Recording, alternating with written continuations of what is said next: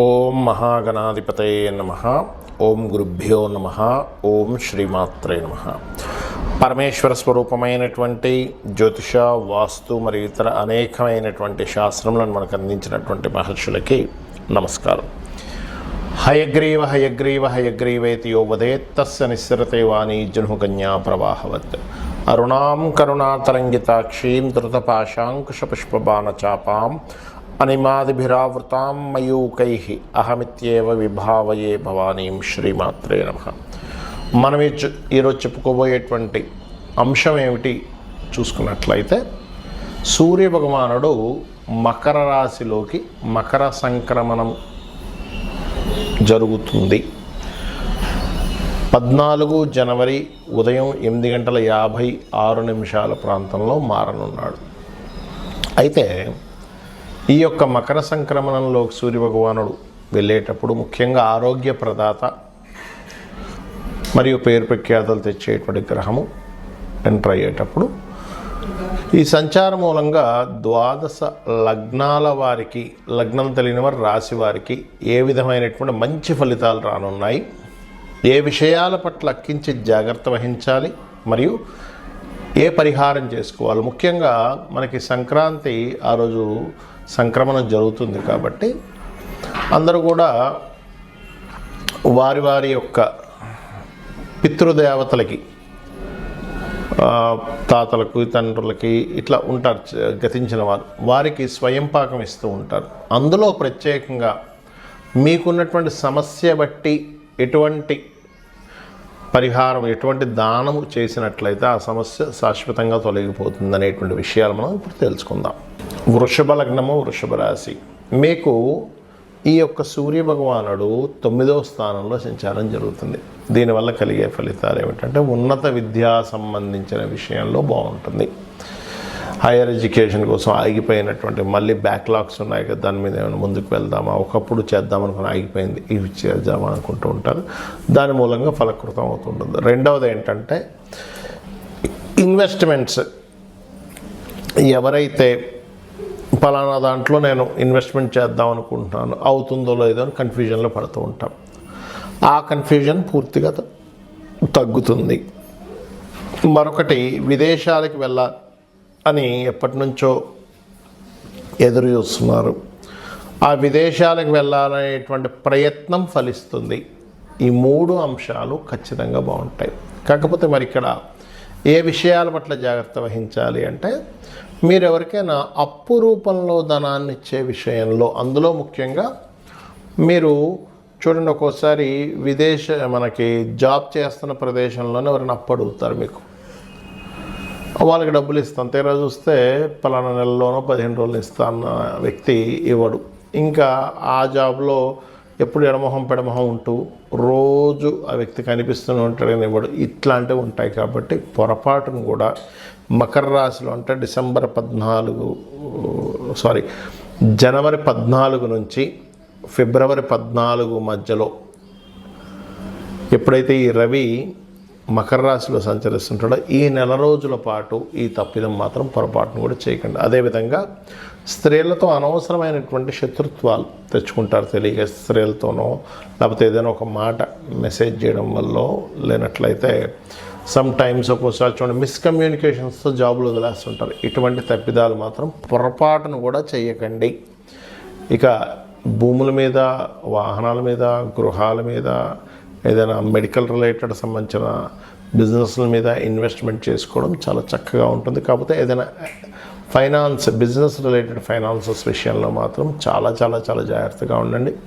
ఇక మీరు 5వ స్థానంలో కేతు ఉన్నాడు కాబట్టి నిర్ణయాలు సరిగ్గా సాగాలి మీకు అంటే కనుక, మీరు స్వయం పాకంతో పాటు ప్రత్యేకంగా ఉలవలు మరియు నువ్వులు కూడా దానంగా ఇవ్వండి, కందులు కూడా ఇవ్వండి. అన్ని విధాలా మీకు బాగుంటుంది.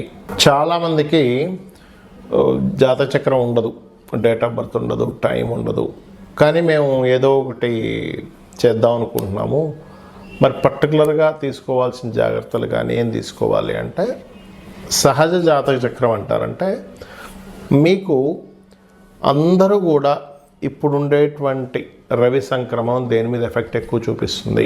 మకర రాశిలో దశమ కేంద్రంలో ఉన్నప్పుడు అందరూ జాతకం ఉన్నా లేకపోయినా ముఖ్యంగా తీసుకోవాల్సిన జాగ్రత్త అగ్రిమెంట్స్ ఒకటి, వివాహ సంబంధించిన విషయాలు ఒకటి, లాభ అంచనాలు వేసేటువంటి విషయంలో పర్ఫెక్ట్గా తీసుకునే జాగ్రత్తలు తీసుకోవాలి ఒకటి.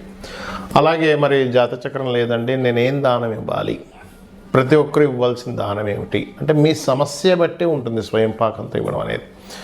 ఇప్పుడు ఉదాహరణకి ఎప్పటి నుంచో ప్రమోషన్ కోసం ఎదురు చూస్తున్నారు కానీ అవ్వటం లేదు, ఎప్పుడు ఏదో ఒక ఆఫీస్లో లేనట్లయితే కొంతమందికి చూడండి ఎంత పర్ఫెక్ట్గా జాబ్ చేస్తున్నా బాస్తో ఇబ్బంది ఉంటుంది. ఎందుకంటే మీ పక్కన ఉండేటువంటి వారు మిస్కమ్యూనికేట్ చేస్తుంటారు బాస్కి. మీరు బాగా వర్క్ చేస్తున్నా కూడా ఏమంటే అతను పెద్దగా వర్క్ చేయట్లేదు, ఆయన తీసేయడం బెస్ట్, అలాగా ఇలాగా. ఎందుకంటే వాళ్ళకేదో సంథింగ్ మీ మీద సమ్ జెలస్ ఉంటూ ఉంటుంది.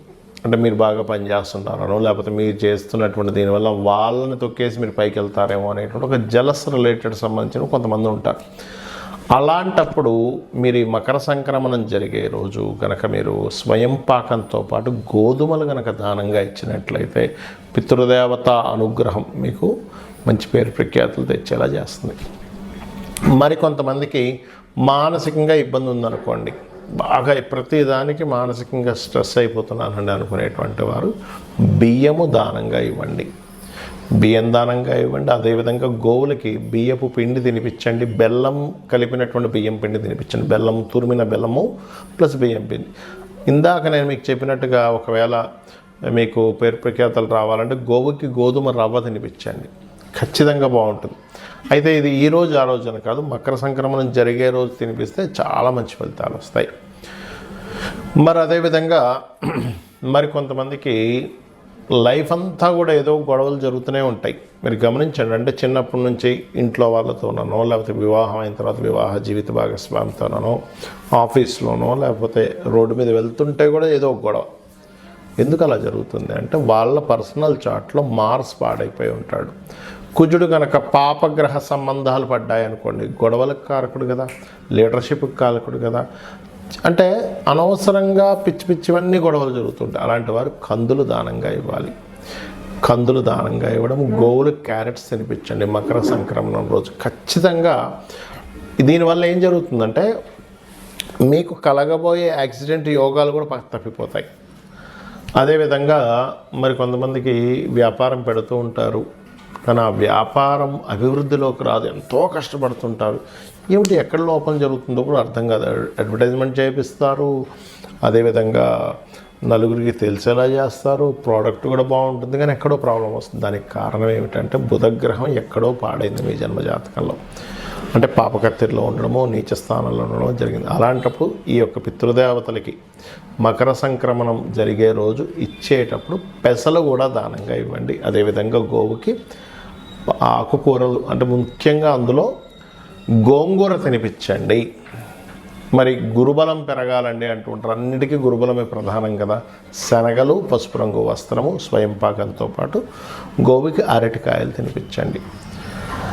వివాహం అవ్వట్లేదండి, వివాహ సంబంధించిన విషయంలో చాలా ఇబ్బంది పడుతున్నాం, లేదా అసలు ఫైనాన్సే చాలా ఇబ్బంది అవుతుంది అనుకునేటువంటి వారు ఫైనాన్స్కైనా వివాహానికైనా ఒకటే.